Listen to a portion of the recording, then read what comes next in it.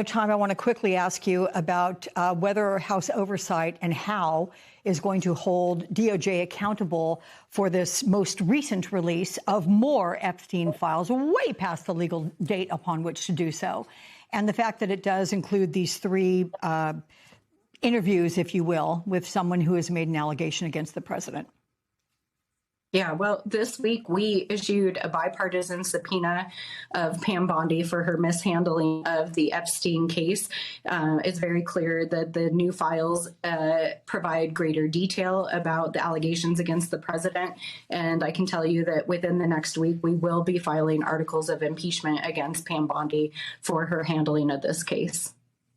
Extraordinary. All right. We will look ahead to all that. Hey, and welcome, family. Adam is here. This is one of those stories that just keeps getting worse and worse, and I'm genuinely shocked at how little attention it's getting in the mainstream news cycle.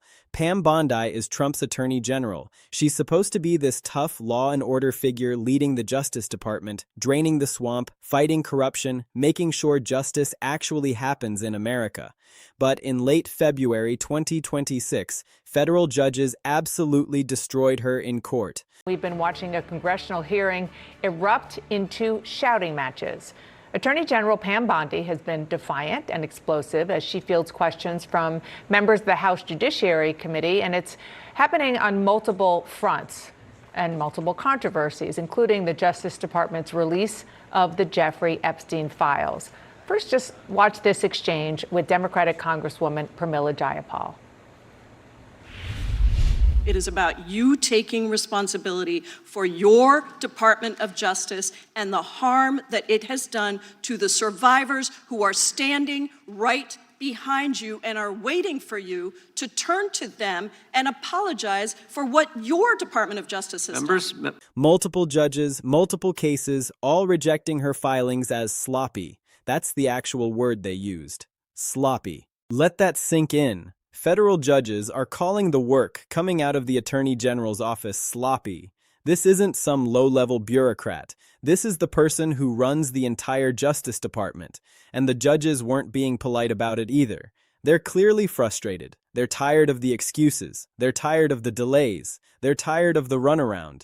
And they're forcing the release of Epstein files that the DOJ has been sitting on and fighting to keep secret for months. I want to know, were there any underage girls at that party or at any party that Trump attended with Jeffrey Epstein?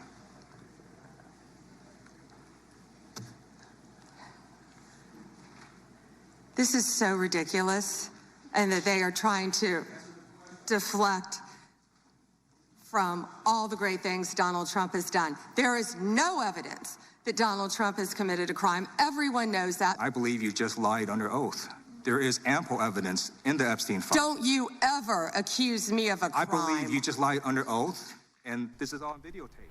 But here's where it gets really bad, and this is the part that should make everybody angry. When they finally did release these files after the courts ordered them to, the redactions were a complete disaster, absolutely botched. The DOJ tried to black out victims' names to protect them, which is the right thing to do. Victims of sexual abuse deserve privacy and protection. But they did such a terrible job that the victims' names are still visible. You can still read them. You can still see who these people are. And at the exact same time, they're protecting the names of powerful figures who might have been involved in the Epstein scandal. So you've got the victims exposed and the powerful people protected. It's literally the opposite of what they were supposed to do. According to reports from Fox News and other sources, Trump is privately furious about this whole mess, absolutely raging behind closed doors. Because here's the thing, and this is important. Trump ran on an anti-corruption platform. He's talked constantly about cleaning up the government, fighting for regular people, going after the elite, exposing the corruption that's destroyed Washington. And now his own attorney general is getting hammered in court. His own Justice Department is botching something as important and high-profile as the Epstein files. Trump even posted something on Truth Social demanding swift prosecutions and saying these delays are making him look bad, making him look weak, tarnishing his anti-corruption image. But then he realized how bad it looked and deleted it. That tells you something about how concerned he is. He was so upset he posted about it publicly, but then realized admitting he's furious makes him look desperate. That's the mark of someone who knows this is a major problem. House Democrats have jumped all over this. They're calling it a grotesque cover-up. They're saying Bondi is doubling down on protecting sexual predators. They're accusing the DOJ of either incompetence or deliberate misconduct. They're saying this is a pattern of obstruction. This has become a real scandal within the Trump administration, and it's getting worse by the day because every time Bondi loses in court, it exposes more failures. Every defeat makes the administration look worse. Every botched redaction makes people ask questions about who's being protected and why. France 24 reported on the leaked victim information from these flawed DOJ redactions. So you've got international media picking up on the fact that the American Justice Department can't seem to protect people who were victimized by one of the most notorious criminals in recent history. You've got federal judges slamming the DOJ for claiming millions of pages are duplicative when they're clearly not. You've got the House Judiciary Committee investigating Bondi. You've got bipartisan anger about this because people across the political spectrum care about the Epstein scandal. Republicans care about it. Democrats care about it. Victims advocates care about it. Regular people care about it. Everyone wants answers about who was involved, who knew what, and why Epstein was able to operate for so long with impunity. And instead of getting answers, we're getting a Justice Department that can't competently handle document releases, that's botching redactions, that's apparently more interested in protecting powerful people than in helping victims get answers. This is exactly the opposite of what the Trump administration promised to do. Let's dig into what's actually happening here and why this matters more than you might think. On the surface, it looks like the DOJ messed up some redactions and the courts are forcing them to release documents. That happens sometimes. But this is completely different. This is a pattern of repeated failures. This is repeated losses in court. This is the Attorney General of the United States getting her butt handed to her in federal court over and over again on a high-profile case that literally everyone is watching. The Epstein Files Transparency Act is a real law. It was passed because the public demanded it. It was passed to force the release of documents related to the Epstein investigation. It was passed because people wanted answers. The Epstein scandal was huge. He was a powerful financier and convicted sex offender with connections to important people in government, business, entertainment, and finance. He had a black book with thousands of names. He had information about other people who might have been involved in sexual abuse. And when he died in prison in 2019, people wondered what happens to all that information. Congress passed this Transparency Act to force the government to release these files. Congress basically said, this is too important. The public has a right to know, and the government has been fighting it tooth and nail ever since. The DOJ has been filing motions to delay release. They've been arguing that certain documents need to stay redacted for national security reasons or privacy reasons or whatever excuse they can come up with. The courts have been watching all this happen and getting increasingly frustrated. If the government has legitimate reasons to keep certain documents secret, they should be able to explain those reasons clearly to a federal judge. If some names need to stay redacted because of genuine concerns, there should be a clear legal basis. But what we're seeing is something different. We're seeing what looks like a concerted effort to slow walk the release of information, to bury things, to protect certain people. Judge after judge is rejecting Bondi's filings. They're ordering the documents released. They're saying the claims about delays and duplicative pages don't make sense. They're basically telling the DOJ, we don't believe you, and we're forcing you to comply with the law. And then, when the documents finally do get released with redactions, the redactions are so badly done that victims' names are still visible. You can still read them. That means someone in the DOJ either didn't know how to do a proper redaction, which seems impossible for trained lawyers, or didn't care enough to do it right. Or maybe, and this is a serious possibility, maybe someone wanted those names visible. Maybe someone wanted certain information to leak out while other information stayed hidden. Maybe there's a deliberate strategy to protect certain people while exposing others. France 24 reported on the specific victims whose names got exposed in these botched redactions. So you've got international media reporting on how the American Justice Department failed to protect victims of sexual abuse. You've got people in other countries asking why the American government is doing this. Why are they exposing victims while protecting powerful alleged perpetrators?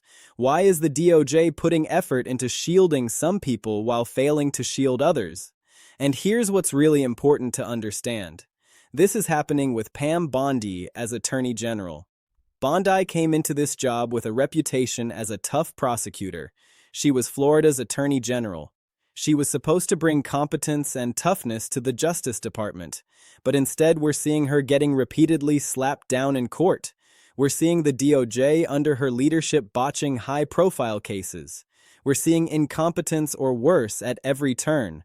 Trump is furious about this because it makes him look bad. It makes his whole anti-corruption message look completely hollow. It makes people wonder if he's really serious about draining the swamp or if he's just using that as a slogan while his own administration protects people from accountability. Here's the thing that really gets me. Trump appointed Bondi specifically because he thought she would be loyal to him. He thought she would do what he wanted. He thought she would protect his interests. And instead, she's out here losing cases and making him look bad. She's out here botching the Epstein files and exposing victims. She's out here damaging his credibility on the one thing he claims to care about. Now here's where this connects to the bigger picture. This is happening at the same time Trump is getting hit with court defeats on tariffs. This is happening while there's all this talk about impeachment and executive overreach. This is happening while people are questioning whether Trump's appointments are actually competent. And it's all adding up to a narrative that the Trump administration is not running well. It's not executing. It's making mistakes. It's losing battles in court. You've got the Supreme Court blocking tariffs. You've got federal judges blocking DOJ filings on the Epstein files. You've got bipartisan criticism of Bondi. You've got victims' advocates angry about the protection of powerful figures. You've got the courts basically saying, no, you don't have the power to do what you're trying to do. This is a convergence of problems. This is a pattern of the Trump administration losing. This is a pattern of courts checking Trump's authority. And that's dangerous territory for a president who came into office talking about being strong and decisive and able to get things done. Trump's whole 2024 campaign was based on the idea that he could come back and fix the government. He could clean things up. He could fight corruption. He could restore order. He could make the government work again. But instead, we're seeing his attorney general getting destroyed in court, his Justice Department botching the release of documents, and his administration looking incompetent on one of the highest-profile cases of the past decade. And that's killing his messaging. It's completely undermining his core message about being the guy who fights corruption and drains the swamp. Because how can you drain the swamp if your own attorney general can't competently handle a court case? How can you claim to be fighting for victims if your Justice Department is exposing victims' names while protecting powerful people? Let me break down the three main things you need to understand about what's happening here and why this is such a big deal going forward. First, Pam Bondi is now damaged goods as Attorney General. When you get repeatedly slapped down in federal court, when judges use the word sloppy to describe your work, when your redactions are so bad they expose victims while protecting alleged perpetrators, you lose credibility. And credibility is basically the entire job description for an attorney general. Bondi is showing that she's either incompetent or complicit in a cover-up. Neither is acceptable for the top law enforcement officer in the country. Second, the Epstein scandal is still alive and becoming a bigger liability for Trump. If the DOJ is seen as trying to bury the files, trying to protect people, trying to delay transparency, people are going to assume there's something to hide. They're going to assume Trump's administration is protecting people because those people have connections to Trump or his circle. That's going to fuel conspiracy theories and feed the narrative of a cover-up. Third, this is midterm ammunition for Democrats. They're going to use this in campaign ads across the country. They're going to talk about how Trump's administration is protecting sexual predators. They're going to talk about Bondi's incompetence and repeated losses in court. They're going to talk about how federal judges have to force the Justice Department to do its job. That's a powerful message that resonates with voters. The courts are going to keep forcing document releases.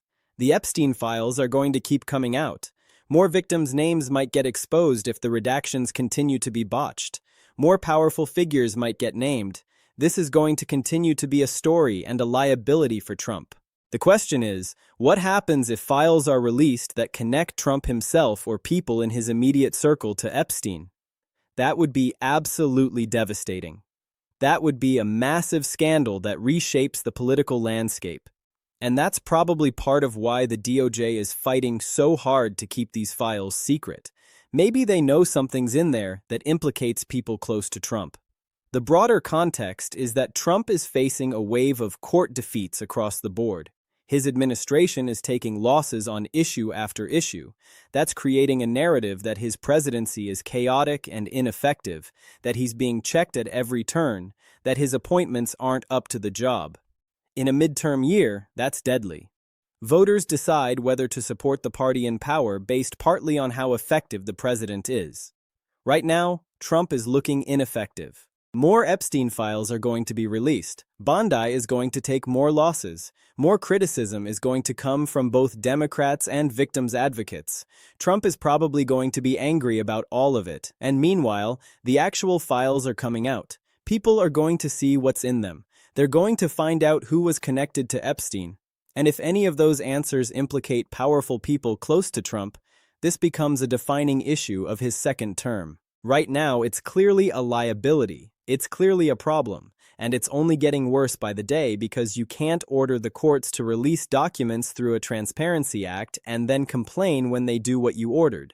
You can't fight the Transparency Act and then claim you're fighting corruption. You can't have your own attorney general looking incompetent and then claim you're running an effective government. The contradictions are too stark. The failures are too obvious. And this is going to haunt Trump going into the midterms and beyond.